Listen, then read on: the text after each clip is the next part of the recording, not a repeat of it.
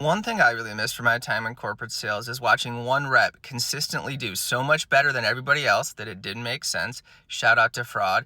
In our region, the number 2 and 3 reps were usually coming in around 250%, while this guy was always around 800%. Shout out to fraud. He wasn't just number one for our region, he was number one in B2B for the entire company, and this was a large company, so there was a ton of reps. Shout out to fraud. Management at all levels would refer to him in speeches like he was a god and, point out that we should all aspire to, reach his level of greatness. And even though he was on a different team than me when I started in B2B, I had to meet him. And I say had because it was like part of the intro. You got to meet this legend of the game. And they would often schedule like 20 minutes with him where you would sit down at his desk and, he would just talk about what it's like to be a god and how you could aspire to be a god as well.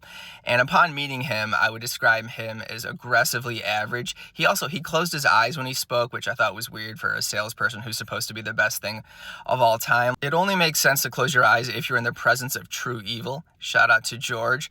So this went on for years. He was number one for like 5 years before I got there and about a year after I got there. And we were always wondering what's going on because we just didn't think there's any way this was genuine. And of course it wasn't. There was something going on with him and his manager. We never figured out exactly what it was.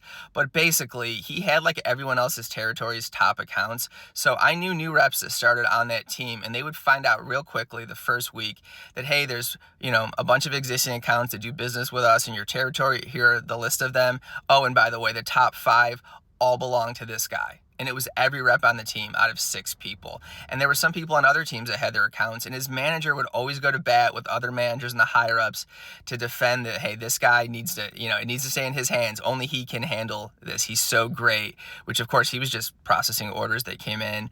And then eventually there was a new director that came in and was like, we're not doing this anymore. And they gutted all of his stuff and gave it back to who it belonged to. And within 6 months, he was missing quota. And that is wireless.